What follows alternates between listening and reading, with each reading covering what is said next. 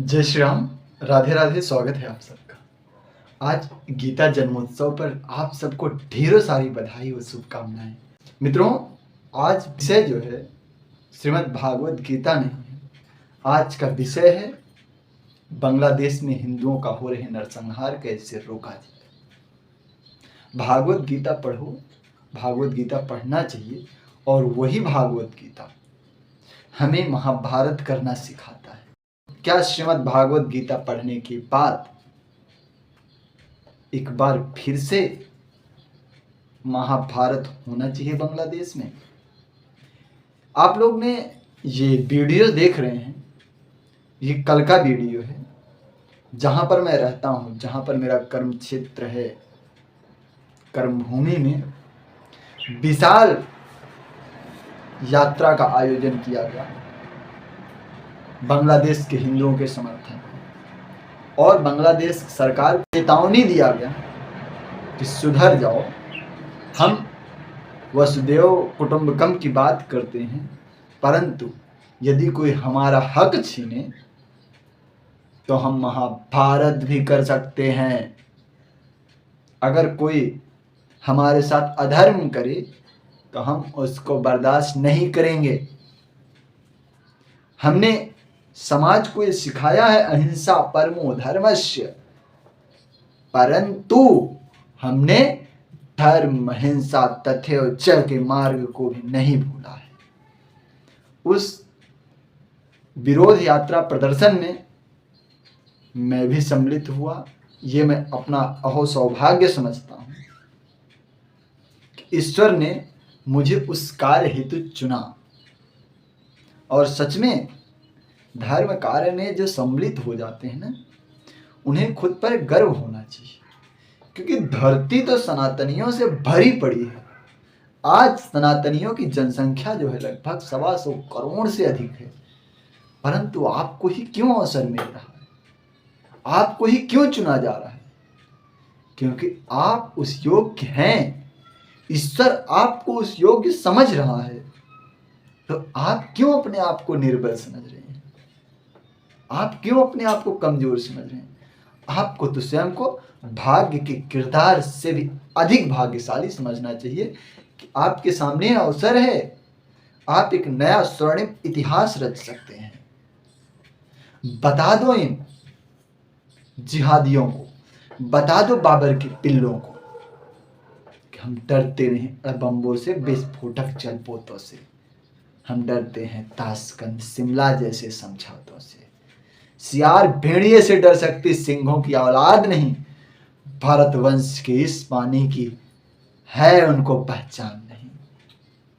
जो लांडवे बेचारे निर्दोष संतों की हत्या कर रहे हैं, छोटी छोटी बच्चियों के साथ घिनौने कुकृत्य कर रहे हैं, उनको अंदाजा नहीं है। अब भारत बदल चुका है। भारत का हिंदू यूनाइटेड है। वो किसी भी तरह का जवाब देने के लिए तैयार है। बस विलंब है तो हमारी सरकारों का। वो कुछ कार्य नहीं कर रही, उनसे निराशा ही हाथ लग रही है, परंतु उसमें भी अच्छाई है। वो दिखाना चाहती है आपको, हमको, कि देखो जहां पर हिंदू घटा वहां पे संविधान फटा।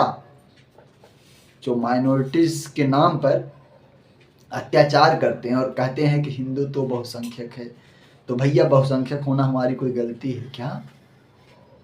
अगर बहुसंख्यक है तो क्या मार खाने का ठेका ले लें? ऐसा कोई कॉन्ट्रैक्ट हुआ था क्या कि हम बहुसंख्यक रहेंगे और मार खाते रहेंगे? और तुम अल्पसंख्यक हो करके हमारा सर तन से जुदा करो, ऐसा कहीं पर संविधान में लिखा गया है क्या? सारा भेदभाव बहुसंख्यकों के साथ क्यों? कभी यही कार्य अफगानिस्तान में हुआ था, जो आज बांग्लादेश में हो रहा था। उस समय भी हिंदू नहीं जागे थे। कभी पाकिस्तान में भी हुआ था, फिर भी हिंदू नहीं जागे थे। ये तो छोड़ो, हमारे ही देश की सीमा के अंदर कश्मीर में हुआ था, तो भी आप नहीं जागे थे। कम से कम अब तो जाग लो। समय बार बार आपको अवसर दे रहा है, समझा रहा है, उठो, जागो, भारत माता अपने दोनों हाथें फैलाई तुम्हें गले लगाने के लिए बुला रही है। और तुम कायरों के जैसे घर में दुबक कर बैठे हो, कुछ नहीं कर सकते हो तो अपने घर से बाहर निकलो, आप स्वयं विरोध प्रदर्शन करो। आपकी आवाज दिल्ली तक नहीं, ढाका तक पहुंचनी चाहिए। और जो मलक्ष्य है मोहम्मद यूनुस, उसको उसकी औकात पता चलनी चाहिए। नालायक औलाद है मेरा, बदतमीज लड़का है। जिस तरीके से बेटा बिगड़ जाता है तो बाप को कान उखाड़ने की जरूरत पड़ती है, इस तरीके से अब यूनुस का कान उखाड़ना पड़ेगा। को बता दें, बदतमीज औलाद हो तुम, नालायक हो चुके हो। खाते हमारा है, गाते पाकिस्तान का हो। एक खबर आ रही है कि वो लोग सपने देख रहे हैं कि बिहार को, बंगाल को, असम को मिला लेंगे। बेटा जब तुम हमला करोगे तो हम क्या फूलों से तुम्हारा स्वागत करेंगे? और बंगाल की मुख्यमंत्री ममता ने तो कह दिया, क्या बांग्लादेश ये सोच रहा है जब वो अटैक करेगा तो हम लॉलीपॉप खा रहे होंगे, हम कुछ नहीं करेंगे। इतिहास उठाकर देख लो, अभी तक भारत कोई भी युद्ध हारा नहीं है। और तुमको तो पैदा ही हमने किया है।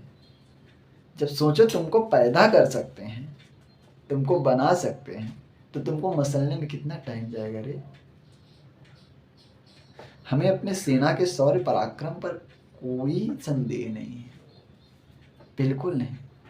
और तुमको बता देते हैं, अब की चिंता मत कर, चेहरे का खोल बदल देंगे। इतिहास में तुमको पैदा किए थे, पर अब भूगोल बदल देंगे।